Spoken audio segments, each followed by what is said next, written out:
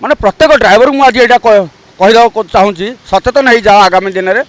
ଯେ କି ଯାତ୍ରୀମାନଙ୍କୁ ଯେଉଁ ଭଳିଆ ଧମକେଇକି ଲୁଟିକିରି 30 ଜାଗାରେ 40 40 ଜାଗାରେ 50 ଯେଉଁ ଲୁଟ୍ କରୁଛ ବସିଲା ବେଳେ ସେ ଲୋକକୁ କହୁନ ଭାଇ ଯେ କି କଳ୍ପନାରୁ ବରମୁଣ୍ଡା 40 ଟଙ୍କା ଓ ଓହ୍ଲେଇଲା ପରେ ତୁମେ ତାଙ୍କୁ କହିବ 150 ଟଙ୍କା ଦିଅ 200 ଟଙ୍କା ଦିଅ ଏଭଳିଆ କ'ଣ ଦାଦାଗିରି କଲେ କ'ଣ କାହାର ସମ୍ମାନ ହାନି ହେଉଛି ତମେ ଆପଣମାନେ ଅଟୋ ବେପାର କରୁଛନ୍ତି ଲୋକଙ୍କୁ ବୁଝେଇକି ବସେଇବେ ରେଟ୍ ଯେଉଁ ଭଳିଆ ରେଟ୍ ଆଜି ବରମୁଣ୍ଡା ବସଷ୍ଟାଣ୍ଡରେ ଗୋଟେ ମହିଳାକୁ ଏମିତି କରିଛନ୍ତି କଳ୍ପନା ଜଣେ ଅଟୋ ଡ୍ରାଇଭର ଭାଇ ଏଇଟା କ'ଣ ଠିକ୍ କଥା ଆପଣ କଳ୍ପନାରେ ଗଣ୍ଡଗୋଳ କରୁନାହାନ୍ତି କଳ୍ପନା ତାଙ୍କ ସହିତ ଝଗଡ଼ା କରୁନାହାନ୍ତି ବରମୁଣ୍ଡାରେ କାହିଁ ଝଗଡ଼ା କରୁଛନ୍ତି ତାହେଲେ ବରମୁଣ୍ଡାରେ ଆପଣ ନାଁ ଖରାପ କରିବା ପାଇଁ ଚେଷ୍ଟା କରୁଛନ୍ତି ଏଭଳିଆ କିଛି ଅଟୋ ଡ୍ରାଇଭର ଅଛନ୍ତି ଯେ କି ଭଲ ଡ୍ରାଇଭର ବି ଅଛନ୍ତି ଆଉ କିଛି ଖରାପ ଡ୍ରାଇଭର ବି ଅଛନ୍ତି ମୁଁ କହିବା କଥା ଖରାପ ଡ୍ରାଇଭରମାନଙ୍କୁ ବାନ୍ଧନ୍ତୁ ଆଉ ତାଙ୍କ ଘର ବୁଲଡୋଜର ଲଗାନ୍ତୁ ଏମାନେ କ'ଣ କରୁଛନ୍ତି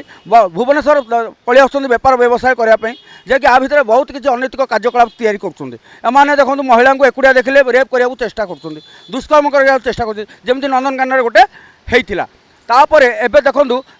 ଏକୁଟିଆ ଝିଅ ଯଦି ପାଇବେ ସୁନ୍ଦରୀ ଯୁବତୀମାନଙ୍କୁ ପାଇବେ ତାକୁ ଖଣ୍ଡଗିରି ପାହାଡ଼ ନିଆଯାଉଛି ହଁ ତାକୁ ବୁଲାବୁଲି କରି ଆଇସ୍କ୍ରିମ୍ ଚକୋଲେଟ୍ ସବୁ ଦେଇ ତା ସହିତ ଶାରୀରିକ ସମ୍ପର୍କ ବି ରଖୁଛନ୍ତି ଆଉ କିଛି ଅଟୋ ଡ୍ରାଇଭର ଅଛନ୍ତି ଗାଁକୁ ଅଟୋ ନେଇକି ଯାଉଛନ୍ତି ଆସିକି ଗଞ୍ଜେଇ ଧରିକି ଆସୁଛନ୍ତି ଭୁବନେଶ୍ୱରରେ ବେପାର କରୁଛନ୍ତି ଆଉ କିଛି ଅଟୋ ଡ୍ରାଇଭର ଅଛନ୍ତି କ୍ରାଇମ୍ କରିବାକୁ ପଛଉନାହାନ୍ତି ଦିନରେ ଅଟୋ ଚଲାଉଛନ୍ତି ରାତିରେ ଖଣ୍ଡା ଭୁଜାଲି ଧରିକି ବାଇକ୍ ଧରିକି ମଦ ପିଇକି ଗଞ୍ଜେଇ ଖାଇକି ବ୍ରାଉନ୍ ସୁଗର ଖାଇକି କ୍ରାଇମ୍ କରୁଛନ୍ତି ଲୁଟପାଟ କରୁଛନ୍ତି ଏ ଅଟୋ ଡ୍ରାଇଭରଙ୍କୁ ତୁରନ୍ତ ଗିରଫ କରାଯାଉ ମୋହନ ବାବୁଙ୍କୁ ଏତିକି ଅନୁରୋଧ କରୁଛି ନ ଯଦି କରିବେ ତାହେଲେ ଆମେ ଆଗାମୀ ଦିନରେ ମୁଣ୍ଡ ଛିଡ଼ା ହେବାକୁ ବାଧ୍ୟ ହେବୁ।